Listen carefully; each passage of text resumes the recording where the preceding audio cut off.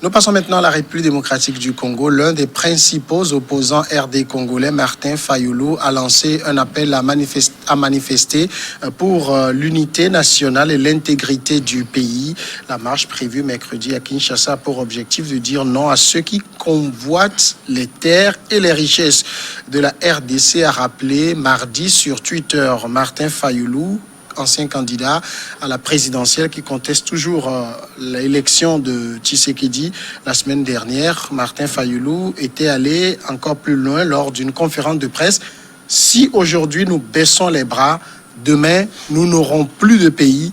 Nous serions les premiers peuples d'Afrique colonisés à être asservis, occupés et colonisés par un autre peuple d'Afrique, avait-il déclaré. C'est vrai, Pasteur Edo, le sort de la RDC est quand même très, très triste aujourd'hui. C'est un vaste territoire, l'un des plus grands pays d'Afrique, une catastrophe géologique, mais les convoitises font que ce pays, on n'a pas l'impression qu'il appartient véritablement au RD congolais.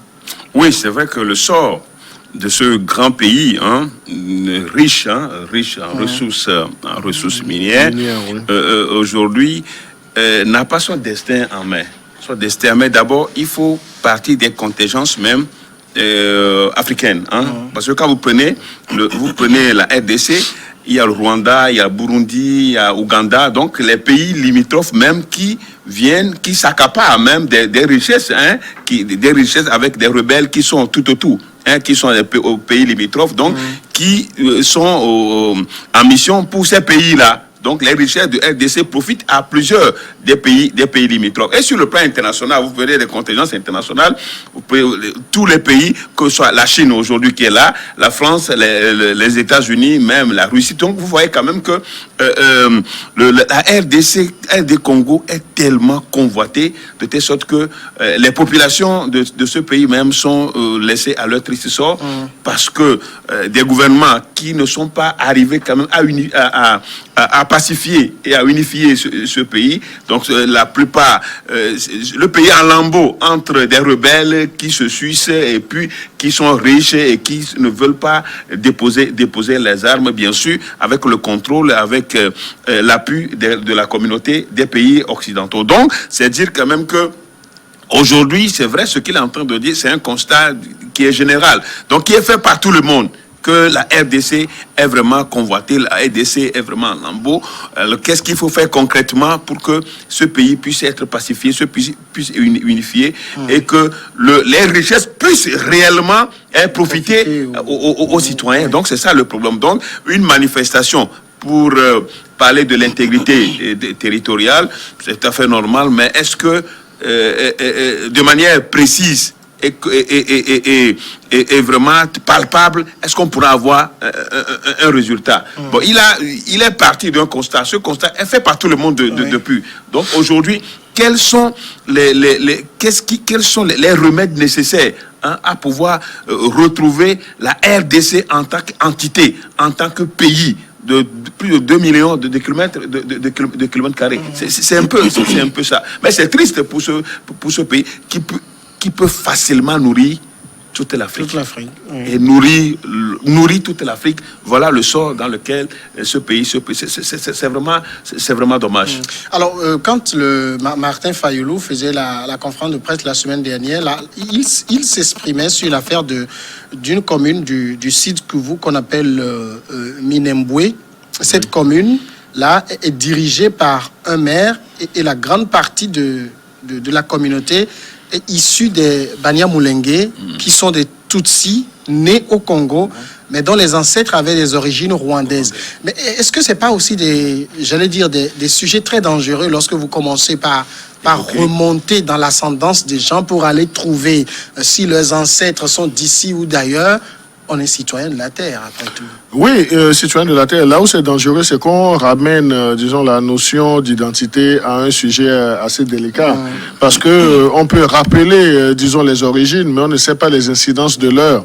Et là, vous verrez que lorsque on parle dans tout pays, lorsque on amène les sujets ethnico-politiques, donc cela a toujours eu des débrayages. Donc ce n'est pas bien, c'est un peu malsain de tirer sur les origines pour essayer de poser le débat. Donc ça aura un précédent assez dangereux, fâcheux pour la RDC. Donc il va falloir que ceux qui sont en train d'attiser ce feu puissent rapidement se raviser et s'attaquer au nœud du problème.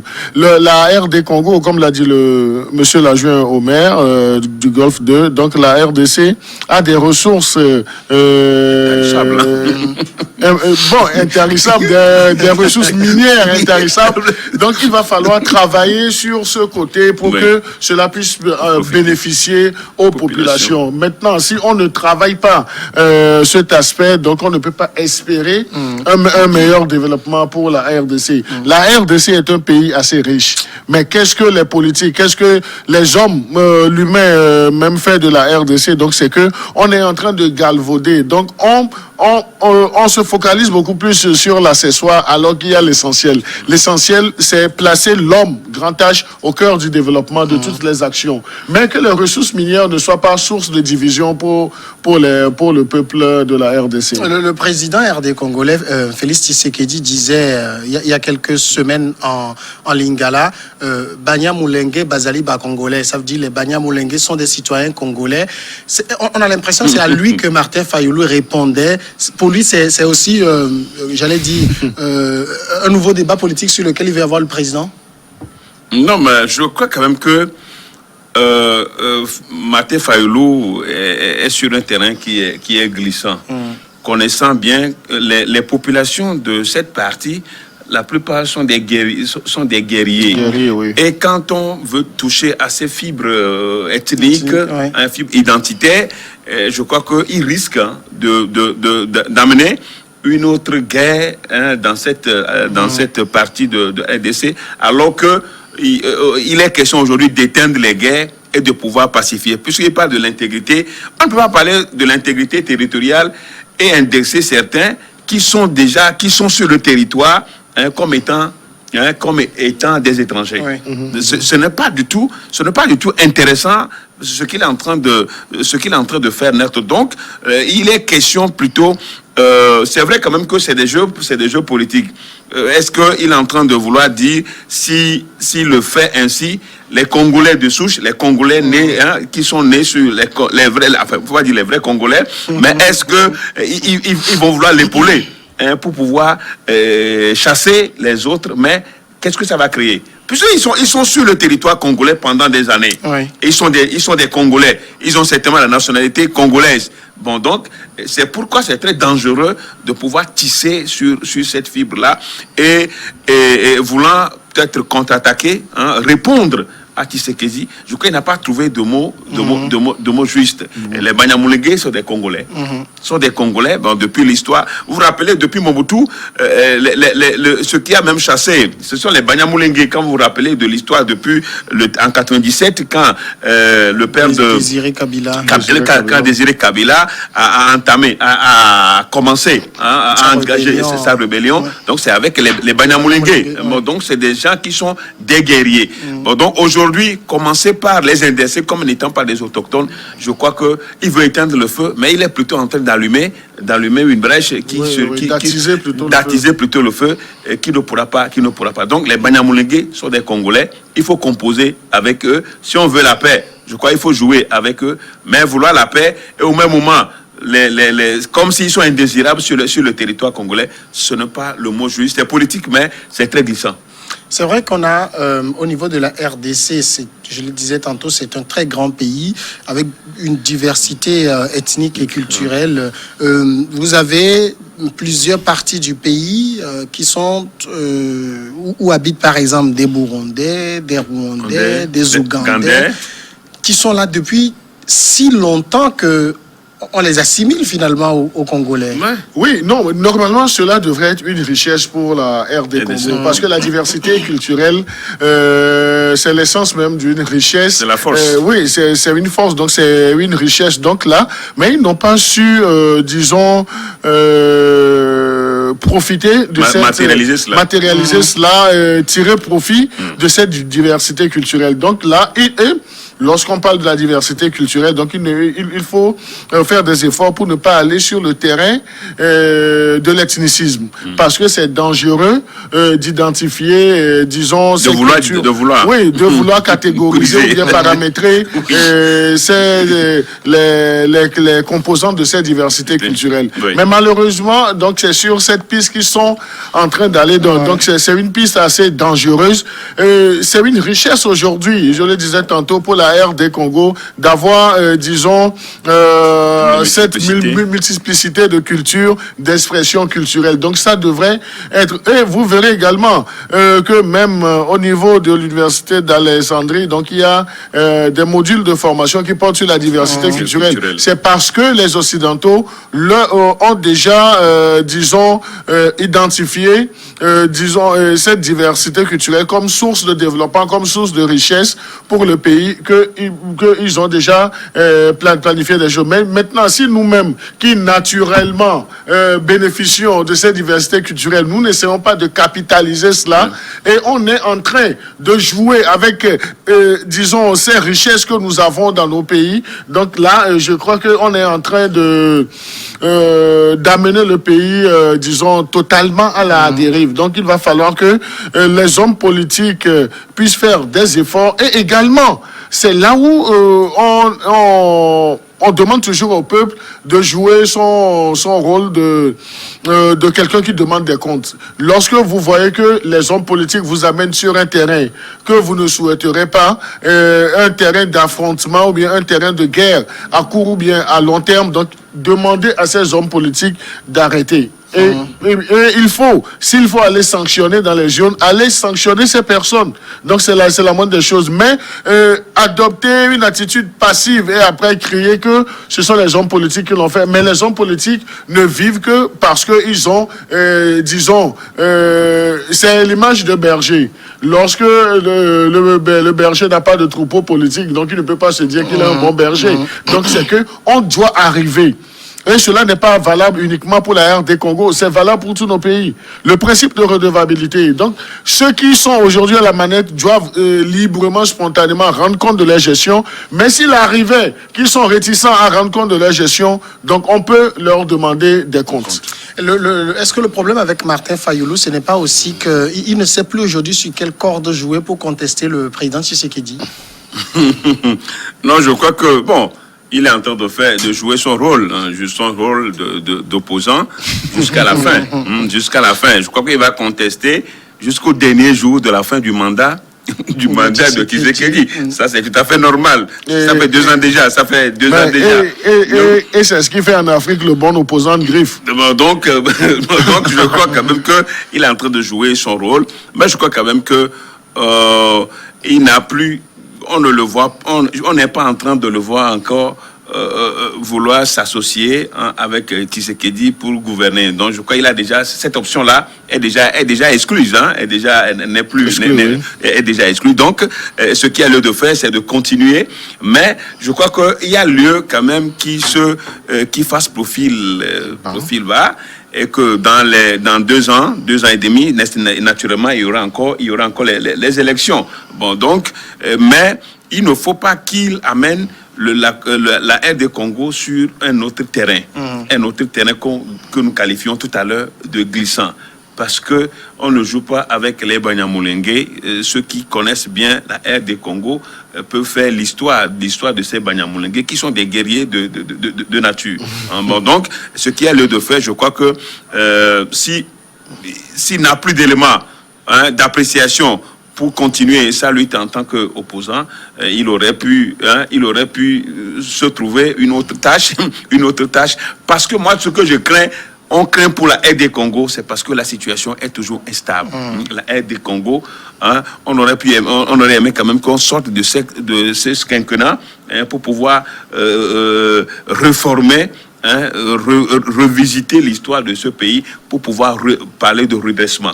Bon, donc, à cette allure-là, je crois que Fayulu vraiment doit se ressaisir dans certains de ses propos, pour ne plus retomber dans les travers du passé. Nous tous, on est conscients quand même que les résultats de ces élections-là, nous tous, presque tout le monde sait comment les choses sont passées. Mais aujourd'hui, c'est Tshisekedi qui est au pouvoir, aidé par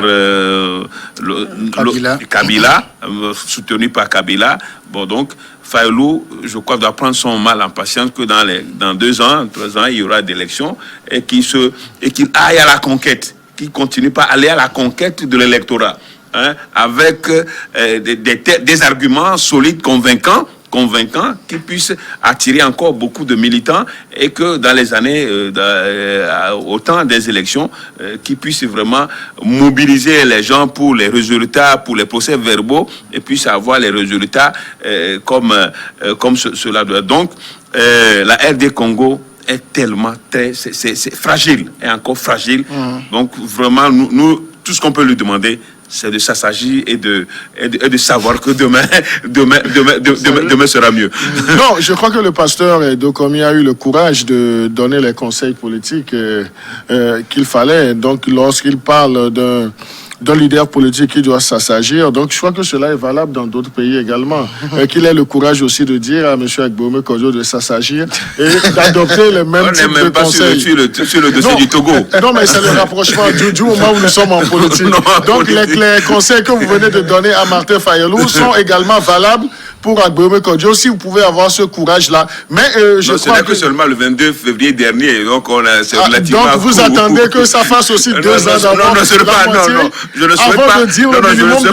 Autant de temps pour lui. Non, j'étais très à l'aise. Oui, je ne souhaite pas autant de temps pour lui.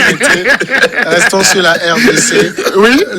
Il y a le fait que tout ceci est aussi partie de la décision, enfin, de l'annonce qu'avait faite Tshisekedi d'ériger la province de Minembwe en commune à part entière. C'est ce qui n'a pas vraiment plu. C'est vrai qu'il s'est rétracté après. Est-ce que c'est pas aussi le fait que vous avez de ces communautés qui ont des aïeux originaires d'autres contrées qui sont venus s'installer, mais qui peut-être une fois installés se comportent plus en citoyens d'un autre pays qui sont sur le territoire, un territoire conquis? Non, je crois qu'on ne peut pas leur enlever leurs habitudes, on ne peut pas leur enlever ce qu'ils ont par rapport à leurs origines. Donc ils vont continuer toujours par l'exprimer parce que ça fait partie de ce que j'ai... De leur essence, c'est de leur essence. Oui, c'est leur identité, donc c'est leur essence. Donc s'il y a même un qualificatif plus fort que l'essence, donc c'est comme si c'est inné. Oui. Donc, c'est des habitudes de vie. Ce sont des habitudes. Se départir de ces habitudes. Et ce sont des réalités qui sont propres à eux. Donc, ils ne peuvent pas, disons, passer le gommage rapidement. Donc, ils ne peuvent pas. Maintenant, du moment où ils se sont déplacés, ils sont installés dans une zone, donc c'est qu'ils doivent ils doivent se métamorphoser, adopter les attitudes, s'adapter. Donc, je crois que c'est un effort sur soi. Donc, ils doivent faire des efforts pour se dire que l'environnement dans lequel ils étaient, ce n'est plus le même environnement. Mais cela ne voudrait pas dire aussi qu'ils doivent oublier leurs vieilles habitudes, leur origine. Leurs origines vont leur coller à la peau à vie. Mais lorsque vous changez d'environnement, vous devez prendre la couleur de l'environnement aussi. Pasteur? Oui, je crois qu'il est question de faire. Est-ce que c'est un mélange? Le mot le plus propre, c'est-à-dire il faut... Le brassage? Voilà. Le brassage. Il faut faire le brassage, justement. Propre. De leur origine, par rapport à leur culture, et de les intégrer dans les cultures de leur pays d'accueil, du pays de vie actuel. C'est très important. Mais on ne peut pas leur retirer. Dès que vous tentez à vouloir leur retirer ça, je crois que c'est une atteinte à leur dignité. C'est une atteinte à leur dignité et ça ne peut pas prospérer. Ça ne peut pas prospérer. Et ça peut les énerver. Ça peut leur donner... Ça peut les mal intentionner. Bon, donc, je crois quand même que ce qu'il y a aujourd'hui, ça, c'est un peu partout dans le monde. Ce n'est pas seulement propre à l'RDC. C'est un peu partout. Partout où vous arrivez, vous êtes obligé de vous adapter en prenant pour un peu de vos conditions, de vos cultures, ajouter ce brassage-là, c'est ça qui fait de vous des individus qui sont sur un territoire donné. Bon, donc, le fait de vouloir tenter, à leur dire, ou bien à leur imposer, ce qui est connu du territoire d'accueil, je crois que c'est vouloir faire des mécontents. Il faut cesser de faire des mécontents dans ce cas de circonstance. Donc, ce qui a lieu aujourd'hui, c'est... D'ailleurs, les gens ont déjà acquis cette nationalité. Ils sont des citoyens de cette partie de RDC. Le problème ne doit plus se poser. Ce n'est pas maintenant. Ils ont des enfants, ils ont des petits-fils, ils ont des enfants. Donc, aujourd'hui, ce qui a lieu de faire, comment les intégrer définitivement? Essayer de passer l'éponge sur tout ce qu'on peut leur attribuer comme étant des étrangers. Il faut les identifier en tant que des autochtones. Et là, quand on fait ça, ça peut être aussi une manière de faire la campagne, une manière de pouvoir les associer à son programme de société. Et en le faisant ainsi, je crois quand même qu'ils vont se sentir à l'aise et ils vont accompagner le développement du territoire sur lequel ils sont installés. La décision du président de leur accorder le statut de commune c'est pas seulement Martin Fayoulou qui s'était insurgé. Il y a aussi des acteurs de la société civile, dont même l'évêque d'Ouvira, des intellectuels catholiques du CLC qui s'y sont opposés. Ça veut dire que, un peu comme dans la société congolaise, ces gens ne sont pas non plus vus comme des Congolais. C'est dommage. Oui, non, mais c'est là où aussi il faut dire qu'il y a des décisions qui sont prises à la hâte par Félix Tshisekedi aussi, parce que lui aussi, il est en quête de popularité, donc il n'est pas totalement bien assis. Donc, il est assis sur une brèche parce qu'il est tenaillé toujours par Joseph Kabila. Donc, il y a des choses. Et c'est quelqu'un même qui a une propension pour une communication politique, mais des fois, c'est abusé. C'est abusé parce qu'il y a des décisions, il y a des orientations qui sont trop risquées. Et si nous en tenons à cette orientation qu'il voudrait donner, donc c'est assez osé. Et les critiques ne vont pas manquer. Donc, il y aura toujours de ces critiques. Si un homme d'église aussi porte ces critiques, donc c'est qu'à un certain moment, c'est quelqu'un qui vit même ce brassage-là dont le pasteur Edo, comme il parlait tout de suite, et il sait le bénéfice et puis les méfaits lorsqu'on voudrait se séparer de ce brassage, ce que ça va causer comme problème sur le plan sociétal avec des répercussions au sommet de l'État. Donc c'est là où ça va prendre la couleur de la politique. Donc c'est vraiment dangereux, et je crois lorsque même dans nos habitudes, lorsque vous allez sur une pente et puis 1, 2, 3 personnes attirent ton attention, même si c'est par la forme de critique. Donc il faut avoir un peu de recul pour essayer d'analyser, disons, les critiques réelles qui sont posées et voir si on peut essayer d'arrondir les angles. Donc ça c'est très important, même si on ne peut pas systématiquement, bien carrément arrondir les angles. Donc il faut toujours privilégier le juste milieu. Ça pose quand même la notion de nation, surtout en Afrique. Est-ce qu'on a réussi à construire des nations? Non. On n'a pas réussi à construire des nations. Nous sommes des pays. Nous sommes des pays en ce sens que il y a toujours des rivalités, et des rivalités ethniques, ce qui n'est pas le cas ailleurs. Il y a pas, des fois, on a l'impression qu'on n'a pas cette volonté de vivre ensemble. Dès qu'il n'y a pas cette volonté de vivre ensemble, il n'y a pas la nation. Puisque c'est ça c'est le soubassement, c'est le fondement d'une nation, c'est la volonté de vivre ensemble. C'est ça la nation. Bon, donc, est-ce qu'on peut dire, c'est des pays-nations que nous avons? Je ne sais pas, c'est un peu des pays-nations composés, pays-nations composés. Je ne sais pas trop. Mais ce que je sais, c'est que l'impression là est toujours, revient toujours. Des fois, il y a certains comportements, les gens se posent la question, est-ce que réellement les gens veulent que nous vivons ensemble? Bon, donc, et malheureusement, ça se limite à des discours, la volonté de vivre ensemble. Parce que quand on dit la volonté de vivre ensemble, et que on dit aussi le chien aboie la caravane passe. Dès qu'on est dans cette dynamique, le chien voit la caravane passe, il dit c'est un coup de force. Que vous le voulez pas, c'est ce que nous allons faire. Bon, donc, tous les discours, tous les discours ne serviront à rien, ne seront pas suivis d'actes. Et malheureusement, c'est ce que nous constatons dans la plupart des pays africains où on tient toujours à l'ethnie, aux ethnies, aux régions, hein, ce qui n'est pas le cas ailleurs. Vous prenez certains pays, ils sont soudés, unis, hein, pas une seule langue qui est propre à tout le monde. C'est vrai quand même qu'on peut rencontrer un peu de certains ailleurs, mais bon, c'est isolé. Vous avez ça, mais vous avez un pays comme quand vous prenez le Rwanda, il y a eu une unicité de langue, mais ils en sont arrivés au pire des extrêmes. Oui, non, c'est vrai. Ouais, c'est un exemple quand même. C'est un exemple qui est difficile, valable. Mais ils sont arrivés au pire et c'est dommage. Là, je pense quand même que nous devons faire d'efforts à vivre ensemble en tant que nation.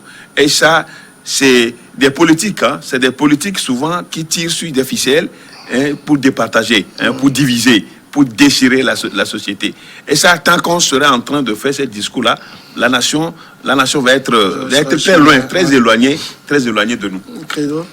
Non, je crois que le pasteur a tout dit. Donc, gagner le pari du vivre ensemble. Oui, c'est le pari qu'il faut gagner. Vivre ensemble, donc je crois que c'est une résolution. Donc, nous devons parvenir à cela. Et vivre ensemble, donc c'est qu'il faut créer les conditions pour que chacun se sente concerné par les questions de la vie, les questions qui nous touchent directement. Et lorsque les questions existentielles. Les questions existentielles. Et pour le vivre ensemble, pour avoir matérialisé le vivre ensemble, donc on dit toujours que le vivre ensemble doit permettre un développement. Mais lorsque vous ne placez pas l'humain au cœur du développement, donc le vivre ensemble est déjà entaché. Ce qui arrive dans ces cas aussi, c'est que lorsque parfois vous avez une ethnie qui a réussi à gravir les échelons pour prendre le pouvoir et qui monopolise tout, et les autres sont marginalisés, c'est ça qui crée les conflits. Ça crée les frustrations. Ça crée vraiment les frustrations. Et aussi, c'est là même, il faut réussir, c'est là même, il y a le défi à relever. Parce que quand une ethnie, des fois même une ethnie, même minoritaire, qui parvient au pouvoir, marginalise tout le monde. C'est un peu ça. C'est paradoxal, c'est minoritaire, mais dès que cette ethnie parvient au pouvoir, donc impose tout à tout le monde, prend tout, et rien pour les autres. Et ça, c'est ça qui est... Et ça crée, ça augmente les fissures, ça augmente les divisions, ça augmente les déchirures. Et finalement, si les gens n'arrivent pas, on ne le souhaite pas, les gens n'arrivent pas à la guerre, mais quand même, s'ils n'arrivent pas à la guerre, ils arrivent quand même à se fissurer totalement. Décision. Décision, même jusqu'à ce que les gens peuvent aller même à interdire, à faire même des mariages, à épouser même, bien sûr, on dit, vous ne pouvez pas épouser des gens de cette ethnie parce que mon grand-père et nos aïeux étaient en inimitié, en adversité. Bon, donc, ça, c'est très dangereux. Bon, donc, il va falloir quand même que les hommes politiques tiennent quand même des discours qui rassemblent. Quand on est au pouvoir pour tout le monde. Il faut qu'il y ait quand même que toutes les ethnies puissent en profiter. Merci, pasteur. La pause maintenant et on revient après le journal.